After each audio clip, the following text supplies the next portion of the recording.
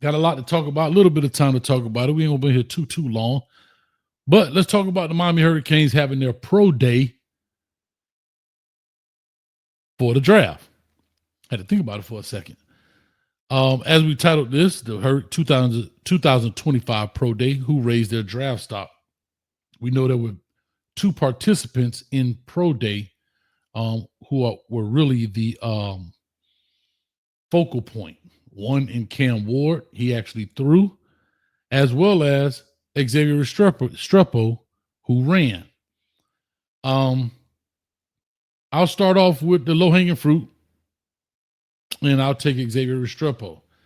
It was said that he ran a 4.8. I think they officially timed it at like 4.74 or something like that. But anyway, it was not a time that was favorable to Xavier Restrepo. Xavier Restrepo then puts out a tweet basically saying that he kind of tweaked his hamstring. That's why he couldn't run, but he's a competitor. So he said he was going to run. That's what he did. It didn't fare so well. That tweet is now, I guess, been taken down since then. Drew Rosenhaus is his agent. And I don't know if that tweet was orchestrated by Drew Rosenhaus or maybe the player. And Drew's like, yo, bro, take that down. We don't need that kind of action. I don't know. I'm just telling you what the facts are, just reporting news here. But, however, do I think that hurt Restrepo? Yes, we just talked about this on Hayes Street. You know, we do a show with Footballville / Caneville, D Streeter. And I do think it hurt him. But I think, like I said before, his production maybe washes it out a little bit. I think he does drop in the draft. That's just my opinion. I still think he's draftable due to his production, who he is, and how he handles his business. That's him. Now, Cam Ward, on the other hand, comes out, look very confident, makes a lot of big throws, does what he has to do, throws the ball around the yard, and it's reported that he had a little one-liner for the Tennessee Titans. So that's what that is. Let me see if I can read the quote. The Tennessee Titans do have the number 1 pick overall. Do they pick up Cam Ward? Do they pick up someone else? Do they pick up the defensive, maybe Shador? Maybe they pick up the defensive end from Penn State? Who knows? But we'll definitely find out. Just to look here, I'm trying to see. And you had others that participated in as well. Arroyo, I'm not participated, but that's eligible. Arroyo, Restrepo, Jacoby George, he ran. I'm trying to see what he ran. He ran an unofficial 40 time, it says, of a 4.6 in the 4.6 range. I'm just looking here. This is on for 247, so I'm telling you where I'm getting this information from. Posted a 32.5-inch vertical and a broad jump of 10 feet. Sam Brown, the other receiver, there's some people kind of question his hands. He ran running a 4.44, a 41.5-inch vertical. Yowzers, that's not bad at all. All right, maybe he helped himself. I don't know. Damian Martinez, of course, the big running back coming from Oregon State, he had a 4.51, had a 35-inch vertical. He's 217 pounds. Let me see here. Tyler Barron, right? The guy coming in from Tennessee, the defensive end, ran a 4.62, 35.5-inch vertical as well. Kiko, he's another very interesting one. 6'2", 233, had a 4.6 in the 40.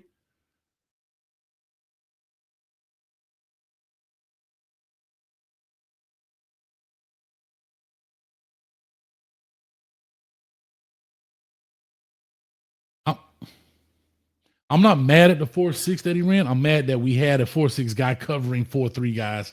Sorry. Just wanted to put that out there. Sorry. I'm petty. And a 35-inch vert as well. Borregales. I heard Borregales kicked a 65-yarder. Again, not on the snap whole kick, but just on the whole kick. Right? That's actually pretty cool, man. Hopefully something goes his way. When you deal with those specialist guys, it's always hit and miss. Does he get a tryout? I think most definitely he gets an opportunity. But it is what it is. So I just want to post that a little bit, talk about these things. But again, the two big guys of the pro day was Cam Ward and Xavier Restrepo. We'll go ahead and throw the number up, 862-799-9956. Go ahead and call in now if you'd like to. Let's talk about this a little bit when we talk about the Canes as well. And while I'm kind of waiting on that and bringing some other things up, the W.R.Es are dropping right now. That is where we watch, react, and evaluate to the top talent in the nation. We got 2 players that I've done so far on there, which is Jalen, a.k.a. Seatbelt Waters, and, oh my God, what is his name? Oh my God, I've done so many. Don't make me lie. Mallory. What's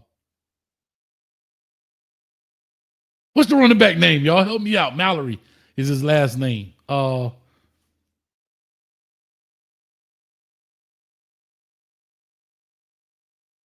not prepared.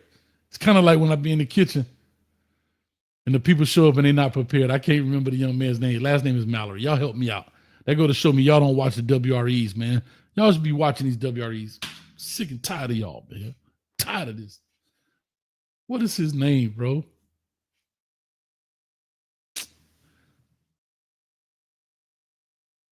No, I didn't bring my notes, Floyd. Javion. Thank you, sir. Thank you, Mr. Maskill. Javion Morley. Well, Mallory.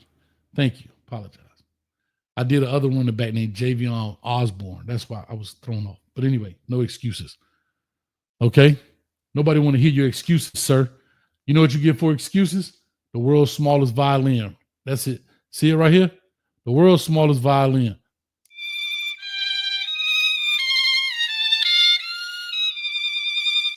Nobody want to hear your excuses. So no excuses. I apologize, Javion Morley, Mike Mallory.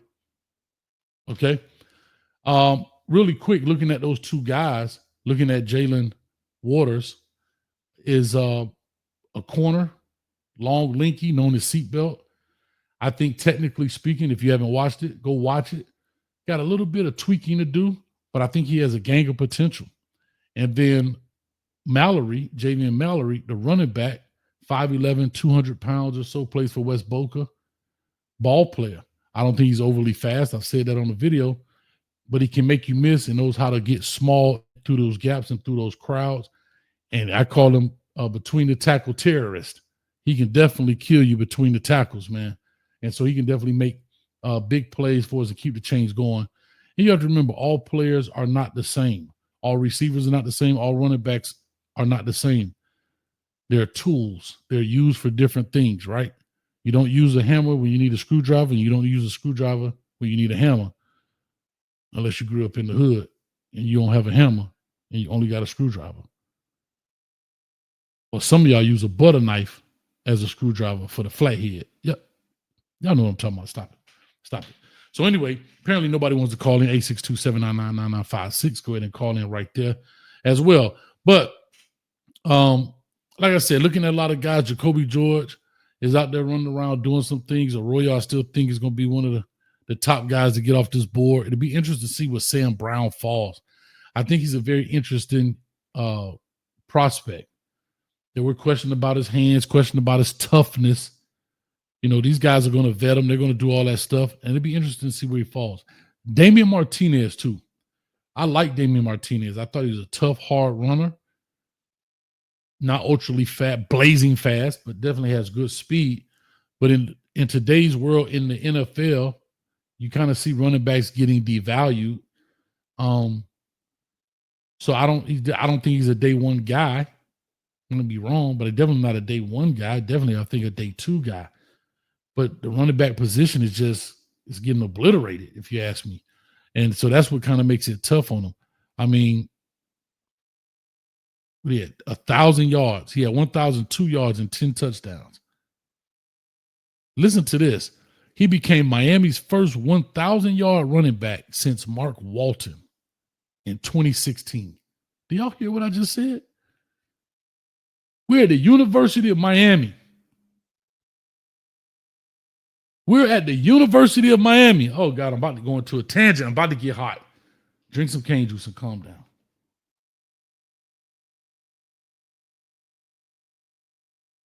We haven't had a 1,000-yard running back in 8 years.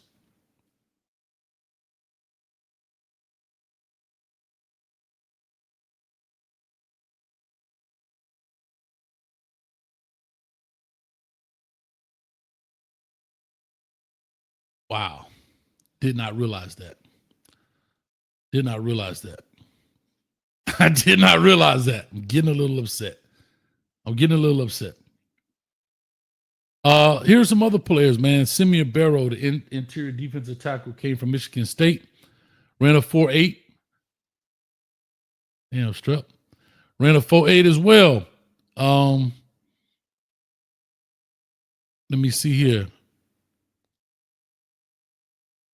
Mish Powell, the defensive back, transferred from Washington, came in and clocked the unofficial 4.70 in the 40. Unofficial, but a 4.70 in the 40.